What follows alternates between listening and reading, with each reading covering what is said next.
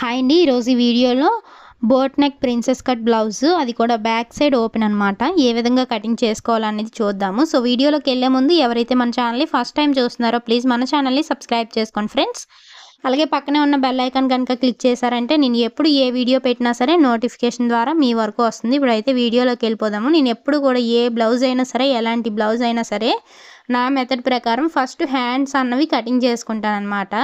ఈ hands cut చేయడం కోసం నేను కింద వైపున హెచ్చు తగ్గులు లేకుండా ఒక స్ట్రైట్ లైన్ అయితే డ్రా చేశాను. ఫోల్డింగ్ అన్నది మన వైపుగా ఉండాలి, ఓపెనింగ్స్ అన్నది మనకి ఆపోజిట్ సైడ్గా ఉన్నట్లుగా చూసుకోవాలి. హ్యాండ్ కోసం నేను ఇక్కడ డబుల్ ఫోల్డింగ్ అన్నది చేశాను. ఇలా డబుల్ ఫోల్డింగ్ చేయడం వల్ల ఏంటంటే మనకి రెండు హ్యాండ్స్ కూడా ఒకేసారి కటింగ్ అన్నది అవుతాయి. సో నాకు ఎల్బో హ్యాండ్ వరకు కూడా పెట్టుకున్నాను హైట్, ఇక్కడ 10 ఇంచెస్ వరకు. సో ఎక్స్ట్రా 1 ఇంచ్ ఖర్చు కోసం అయితే మార్క్ చేశాను. అటువైపు ఇటువైపు 11 ఇంచెస్కి మార్క్ చేసి స్కేల్తో ఒక స్ట్రైట్ లైన్ అనేది డ్రా చేశాను. ఇలా డ్రా చేసిన తర్వాత మనం ఇక్కడ హ్యాండ్ డౌన్ అన్నది తీసుకోవాలన్నమాట. హ్యాండ్ డౌన్ తీసుకోవాలంటే అంతకన్నా ముందు మనం ఇది ఏ సైజ్ బ్లౌజ్ అన్నది తెలుసుకోవాల్సి ఉంటుంది. సో ఏ సైజ్ బ్లౌజ్ ఎలా తెలుసుకోవాలంటే ఇక్కడ చూడండి, మనం ఆది బ్లౌజ్ ఉంది కదా, షోల్డర్ జాయింట్ దగ్గర నుండి కూడా సైడ్ జాయింట్ వరకు ఎంత వచ్చిందో చెక్ చేసుకోవాలి. చూడండి, ఇలా పక్క నుండి మనం జాయింట్ ఎక్కడైతే చేసామో హ్యాండ్ జాయింట్ అక్కడ పక్క నుండి చెక్ చేసుకుంటూ రావాలి. నేను ఇక్కడ వీడియోలో చూపించే విధంగా ఇలా చెక్ చేసుకుంటూ రావాలి. ఇక్కడ నాకు 8.7 అలా వచ్చిందనమాట. సో మళ్ళీ ఒక్కసారి చెక్ చేసుకుంటున్నాను. చూసారు కదా, ఇక్కడ నాకు కరెక్ట్గా 8.7 ఇంచెస్ అయితే వచ్చింది. మనకి ఆర్మ్ లూజ్ అన్నది 8 నుండి 9 లోపల ఉందనుకోండి, అది medium size blouse. Medium size బ్లౌజులకి ఎప్పుడు కూడా మనం హ్యాండ్ డౌన్ అన్నది 3.5 ఇంచీలు అయితే తీసుకుంటాము. సో 3.5 ఇంచీలని ఇటొక మార్కింగ్ అటొక మార్కింగ్ చేసి ఒక స్ట్రైట్ లైన్ అన్నది డ్రా చేశాను. ఇలా లైన్ డ్రా చేసిన తర్వాత ఇప్పుడు మనం పై లైన్ నుండి కింద లైన్కి 8.7 ఇంచెస్ ఎక్కడైతే వస్తుందో అక్కడ ఒక మార్కింగ్ చేశాను. అదేవిధంగా ఎక్స్ట్రా ఖర్చు కోసం 2 ఇంచీలు అయితే మార్క్ చేశాను. ఇలా మార్క్ చేసిన తర్వాత కింద వైపున హ్యాండ్ లూజ్ వచ్చేసి 5.5 ఇంచీలు. సో 5.5 ఇంచీలకి ఒక మార్కింగ్ చేశాను. అదేవిధంగా ఎక్స్ట్రా ఖర్చు కోసం 2 ఇంచీలు అయితే మార్క్ చేశాను. ఇలా మార్క్ చేసిన తర్వాత ఇప్పుడు పై మార్కింగ్కి కింద మార్కింగ్కి కలిసేటట్లుగా స్కేల్తో ఒక లైన్ అన్నది డ్రా చేస్తున్నాను. ఇక్కడ ఎక్స్ట్రా ఖర్చు కోసం మార్క్ చేశాను కదా, అక్కడ కూడా ఒక లైన్ అన్నది డ్రా చేశాను అనమాట.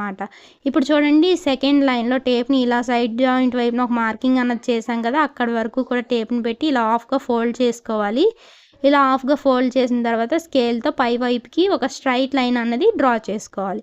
ఇలా డ్రా చేసిన తర్వాత ఇది మీడియం సైజ్ బ్లౌజ్ అని మీకు ఆల్రెడీ చెప్పాను. సో మీడియం సైజ్ బ్లౌజులకి ఎప్పుడు కూడా ఈ కార్నర్లో పావు తక్కువ 2 ఇంచీలు పెట్టుకుంటే సరిపోతుంది. And next A size blouse అయినా సరే పై వైపున ఒక 1 ఇంచ్కి మార్క్ చేసుకోవాలి. ఇలా మార్క్ చేసుకున్న తర్వాత ఇప్పుడు కర్వ్ స్కేల్ యూజ్ చేసుకోవాలి. ఇక్కడ కర్వ్ స్కేల్ యూజ్ చేసి మనం షేప్ అన్నది డ్రా చేసామంటే ఎలాంటి సైజ్ బ్లౌజ్ అయినా సరే కొత్తగా మీరు కటింగ్ చేస్తున్నా సరే చాలా పర్ఫెక్ట్గా వస్తుంది. చూసారు కదా, ఇక్కడ నేను షేప్ ఎంత ఈజీగా మార్క్ చేశాను.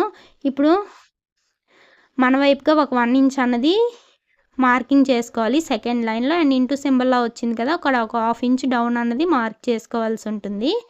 ఇలా మార్కింగ్ చేసిన తర్వాత మళ్ళీ కర్వ్ స్కేల్ యూజ్ చేసి కింద వైపును కూడా షేప్ అన్నది డ్రా చేశాను. ఇప్పుడు ఎలా అయితే మార్కింగ్ చేశానో ఆ మార్కింగ్ మీదుగా కటింగ్ చేసుకోవడమే. చాలా ఈజీగా, కొత్త వారికి కూడా చాలా బాగా సులభంగా అర్థమవుతుంది. మీకు ఎటువంటి డౌట్స్ ఉన్నా సరే, ఎలాంటి వీడియోస్ కావాలంటే అలాంటి వీడియోస్ నేను పెట్టడానికి ట్రై చేస్తాను. సో ఇది మీకు ఆల్రెడీ చెప్పాను, front closing back side open అనమాట. అందుకోసం నేను ఇక్కడ ఫస్ట్ ఫ్రంట్ పార్ట్ అన్నది కటింగ్ చేస్తున్నాను. హ్యాండ్స్ ఎక్కడైతే కట్ చేసామో ఎగ్జాక్ట్గా దానికి ఆపోజిట్ సైడ్ నేను ఫ్రంట్ పార్ట్ అనేది కట్ చేస్తున్నాను అనమాట. ఈ ఫ్రంట్ పార్ట్ కట్ చేయడం కోసం కింద వైపున హెచ్చు తగ్గులు లేకుండా స్కేల్తో ఒక స్ట్రైట్ లైన్ అన్నది డ్రా చేశాను. ఇలా డ్రా చేసిన తర్వాత మనకి టోటల్ బ్లౌజ్ యొక్క హైట్ ఎంత ఉందో చెక్ చేసుకోవాలి. హైట్ చెక్ చేయడం కోసం ఆది బ్లౌజ్లో బ్యాక్ పార్ట్ నుండి మనం చెక్ చేయాల్సి ఉంటుంది. చూడండి, కరెక్ట్గా షోల్డర్ జాయింట్ దగ్గర నుండి డాట్స్ వరకు కూడా నాకు ఇక్కడ 14 ఇంచీలు అన్నది వచ్చింది. సో 14 ఇంచీలకి 1 ఇంచ్ యాడ్ చేసుకొని ఖర్చుతో కలిపి నేను ఇక్కడ 15 ఇంచీలకి అయితే మార్క్ చేస్తున్నాను. 15 ఇంచీలని అటు ఇటు మార్క్ చేసిన తర్వాత స్కేల్తో ఒక స్ట్రైట్ లైన్ అన్నది డ్రా చేశాను అనమాట. ఇలా డ్రా చేసిన తర్వాత ఇది మనకి యాక్చువల్గా మీడియం సైజ్ బ్లౌజ్ అని చెప్పాను. సో మీడియం సైజ్ బ్లౌజులకి ఏంటంటే మనకి ఆర్మ్ లూజ్కి 1 ఇంచ్ యాడ్ చేస్తే చెస్ట్ లూజ్ అన్నది వస్తుంది. నేను బోట్ నెక్ అని చెప్పాను కదా, నా టోటల్ షోల్డర్ వచ్చేసి ఇక్కడ 15 ఇంచీలు అనమాట. 15 ఇంచీల్లో సగం 7.5 ఇంచీలు. సో 7.5 ఇంచీలకి నేను నెక్ మార్కింగ్ చేశాను. నెక్ షోల్డర్ కలిపి అనమాట. మన టోటల్ షోల్డర్ ఎంత అయితే వస్తుందో అందులో సగం అన్నది తీసుకోవాలి. ఒకవేళ మీకు 8 ఇంచీలు వచ్చిందనుకోండి, 16 ఇంచీలు వచ్చిందనుకోండి, 16 ఇంచీల్లో సగం 8 ఇంచీలు, ఇలా మన టోటల్ షోల్డర్ ఎంతైతే వస్తుందో అందులో సగం అయితే మార్కింగ్ చేసుకోవాల్సి ఉంటుంది. ఇక్కడ నెక్ షోల్డర్ కలిపి 7.5 ఇంచీలు తీసుకున్నాం కాబట్టి ఇక్కడ నేను చంక డౌన్ కూడా 7.5 తీసుకుంటున్నాను. ఏ సైజ్ బ్లౌజ్ అయినా మనకి నెక్ షోల్డర్ కలిపి ఎంతైతే వస్తుందో చంక డౌన్ కూడా అంతే తీసుకోవాలి, బోట్ నెక్కి అనమాట. నార్మల్గా కాదు నేను చెప్పేది, బోట్ నెక్కల విషయం గురించి చెప్తున్నాను. సో ఇలా మార్క్ చేస్తున్నాం కదా. ఇక్కడ మన షోల్డర్ మన ఇష్టం అనమాట. 2.5 ఇంచీల నుండి కూడా 3.5 ఇంచీల వరకు మనకి చిన్న షోల్డరే కావాలంటే చిన్నది పెట్టుకోవచ్చు. 2 ఇంచీలు, 2.5, 3, 3.5 వరకు కూడా పెట్టుకోవచ్చు. ఇంకా ఈ డౌన్ అంటారా నెక్ డౌన్ కూడా అంతే. మనకి బాగా పైకి కావాలంటే 2 ఇంచీలు, 2.5, 3.5 ఇంచీల వరకు కూడా పెట్టుకోవచ్చు అనమాట. సో నేను ఇక్కడైతే 3.5 ఇంచీలకి మార్క్ చేశాను. ఇలా మార్కింగ్ చేసిన తర్వాత పైనుండి 11.5 ఇంచీలు ఎక్కడైతే వస్తుందో అక్కడికి ఒక మార్కింగ్ అన్నది చేశాను. షోల్డర్ దగ్గర నుండి మనకి ఇది సైజ్ బట్టి కూడా మార్కింగ్ చేసుకోవాల్సి ఉంటుంది. కింద వైపున చూడండి, ఫోల్డింగ్ నుండి 3 ఇంచీలకి అయితే మార్క్ అన్నది చేశాను. ఇలా మార్కింగ్ చేసిన తర్వాత ఇక్కడ మనము చూడండి, ఈ 11.5 ఇంచీలు అన్నది నాకు పై వైపుకి ఈ 3 ఇంచీలు మార్క్ చేశాను కదా, అక్కడికైతే మార్కింగ్ చేసుకుంటున్నాను అనమాట. ఇలా మార్కింగ్ చేసిన తర్వాత మనం పైన ఇక్కడ 3 ఇంచీలు మార్క్ చేసాం కదా, పైకి వచ్చేసరికి ఇక్కడ ఒక 1/2 ఇంచ్ అటువైపుగా మార్క్ చేసుకోవాలి. అంటే 3.5 ఇంచీలకి మార్కింగ్ అన్నది చేస్తున్నాను. ఇలా మార్కింగ్ చేసిన తర్వాత ఇప్పుడు మళ్ళీ ఇది మీడియం సైజ్ బ్లౌజ్ కాబట్టి 3 ఇంచులు మార్క్ చేసాం కదా, అక్కడికి 2 ఇంచీలు అన్నది మార్క్ చేసి ఇలా షేప్ అన్నది డ్రా చేసుకోవాల్సి ఉంటుంది. ఇక్కడ నేను కర్వ్ స్కేల్ యూజ్ చేసి షేప్ అన్నది డ్రా చేశాను. ఆ వీడియో క్లిప్ అయితే మిస్ అయిందనమాట. అండ్ ఇక్కడ చూడండి, ఇక్కడ ఆర్మ్ రౌండ్ మార్క్ చేస్తాం కదా, అక్కడ 2 ఇంచెస్కి అయితే మార్క్ చేసుకోవాలి మీడియం సైజ్ బ్లౌజ్ కాబట్టి. ఇలా డ్రా చేసిన తర్వాత కర్వ్ స్కేల్ యూజ్ చేసి మళ్ళీ మనం ఇక్కడ రౌండ్ అన్నది తీసుకోవాల్సి ఉంటుందన్నమాట. ఇప్పుడు ఎలా అయితే మార్కింగ్ చేశానో ఆ మార్కింగ్ మీదుగా కటింగ్ చేసేస్తున్నాను. చుట్టూ కూడా కట్ చేస్తాను. ఇక్కడ ప్రిన్సెస్ కట్ కోసం మార్కింగ్ చేశాం కదా, అదైతే నేను కటింగ్ చేయను. అండ్ సైడ్న కొంచెం ఎక్స్ట్రా మార్కింగ్ చేసుకున్నాను, ఎందుకంటే మనకి ప్రిన్సెస్ కట్ దగ్గర ఒక 1 ఇంచ్ వరకు 2 ఇంచెస్ వరకు కూడా కటింగ్ అయితే అయిపోతుంది కదా.